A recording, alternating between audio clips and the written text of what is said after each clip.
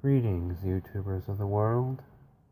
I am Arcanum Fantasy, and today we have a very interesting episode of Arcanum's review. You see, this is going to be the very first requested fanfic. However, it's also going to be the first fanfic I'm going to most likely give a very unforgiving review. So, to the author of this work, I apologize. But I have a job to do, and I knew this was going to happen eventually. So, today I'm going to be reviewing Dark Deceptions. A one-shot dark fic with a fairly decent number of words in it. Roughly around a 5,000 word count, which is a very acceptable amount. However, this fanfic isn't exactly good, I'm sorry to say. The premise is that the main six get captured and placed inside some sort of dungeon. And in order to progress through each room, one member of their group has to be killed. Now, this is actually a very good premise, and is very reminiscent to the Saw franchise, which, in a weird way, is one of my more favorite lineup of horror movies.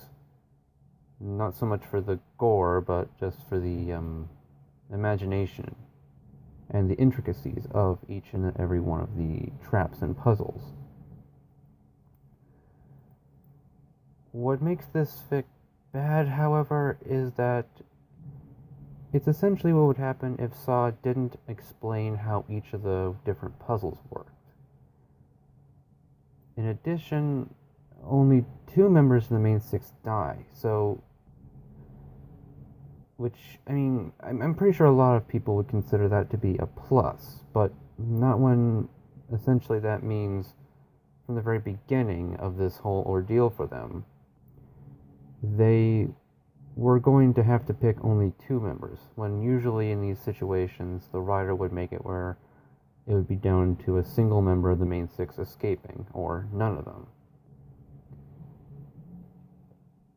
As a point of reference, look at Cheerilee's Garden, a trilogy of short fics, or one-shots, that have a massive word count and end pretty much with Twilight being the only survivor, for the most part. In this one, I'm not really going to bother spoiling who dies and who survives, but I will spoil who apparently is the villain. Button Mash. Now, this isn't exactly a bad choice in a character going insane, except there's no real reason for him to go insane. It's just button mash, and when they ask him why he's doing this, he explains that he was playing a game and, well, wanted to see what would happen if he put ponies in the situation where that the main six are in. That's it. Now, here are a few major problems here. One, how is it that Button Mash can acquire bodyguards? Yes, he has bodyguards in the scene where he makes this big reveal. Last time I checked, he was just a kid who had a serious thing for games. If that were the case, then why doesn't Yugi Moto have a string of bodyguards? Why doesn't, I don't know, the guy from, what's his name, N-Man from the Game Master have a bunch of bodyguards? Oh wait, they're not evil, I guess. Although the Yugi from the manga is pretty damn dark. Anyway, that's just one thing I have against this. Another thing is that this is a dark fic with Alicorn Princess Twilight. So, I have two questions here. One, why isn't I mean, why didn't Twilight just teleport everyone out of the building? I don't really think. I mean, a lot of people would explain that it's because she doesn't know their exact location, so teleporting would be dangerous. Well, I think that she could, let that slide by just knowing the location of where she wants to go. And plus, she's an alicorn. At least in Shirley's garden, Twilight had been put in a situation where she couldn't use any of her magic, and she wasn't alicorn Twilight. She was original unicorn Twilight.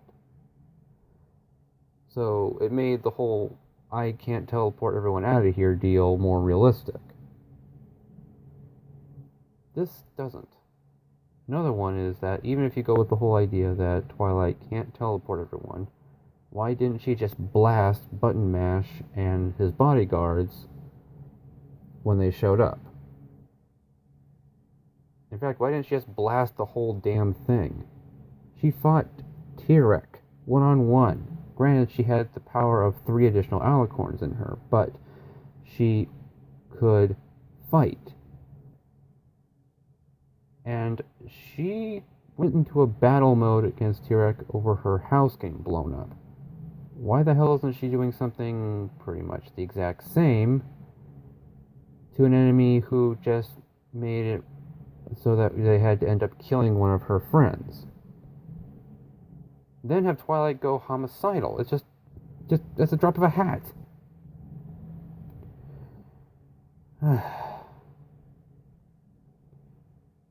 And to top it all off, the whole thing ends with Button Mash monologuing to himself and then there being a gunshot. Did someone shoot Button Mash? Did someone else get shot? Did someone commit suicide in the prison? I don't know. The writer didn't specify. Now, in regards to what bothers me about this fic, yes, that wasn't really what... That was just me talking about the story and a little bit of an opinion. This is the actual errors. There are tons of spelling errors. There are a bunch of broken sentences. There are serious pacing issues. It's just like, out of nowhere, they're suddenly thrown into a situation where they have to kill one another. Battle Royale had more of a transition. And most of the characters don't even seem like themselves. I mean, I know that in a panic situation, people act a little differently, but still, it's just the premise of the whole thing. Now, here's something I'm going to do that I don't think I've done too often in my other reviews. Explain whether or not this fanfic is salvageable. And the answer is, yes, it is. The ways to do it are as follows. 1. Add build-up to Button Mash's reveal. 2. Disable Twilight in some way. Put an inhibitor ring on her horn, keep her wings bound. Have the whole prison be enchanted to keep magic from working properly. Stuff like that. Next up, the author should, well, let's see, add a better pacing to it. Put up a transition between them doing something and then suddenly, boom, they're in the Saw dungeon. Not just first page, boom, they're in the Saw dungeon. It's just, it's jarring, if anything. Also, if you're going to do a 1 dies per room deal, you'll have to make and maintain a one-shot concept, you'll have to make your one-shot gigantic.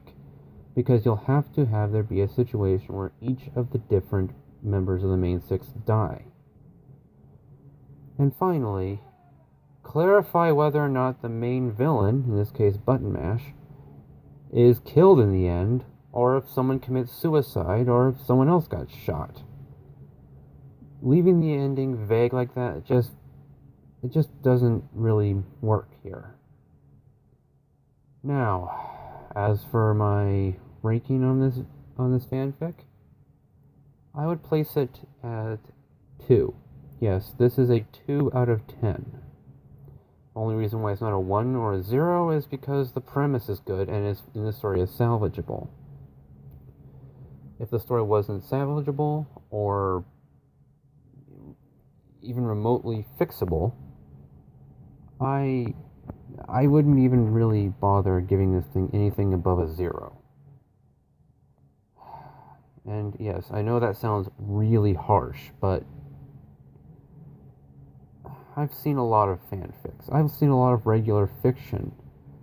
It's really frustrating when something that has a really, really, really good premise ends up putting almost no effort behind it.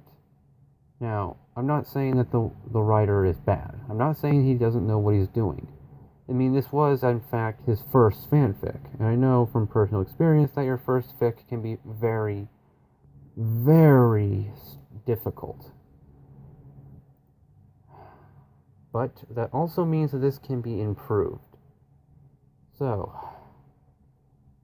the author of this works, take my words seriously and try to fix this. Because I really want this story to work. I'm begging you to make this story work. And with that, this episode must come to an end. You know the drill. Like, comment, subscribe, and if you're feeling particularly generous, stop by my Patreon account, the link for which is in the description below. Now, sleep well, my friends, and happy October.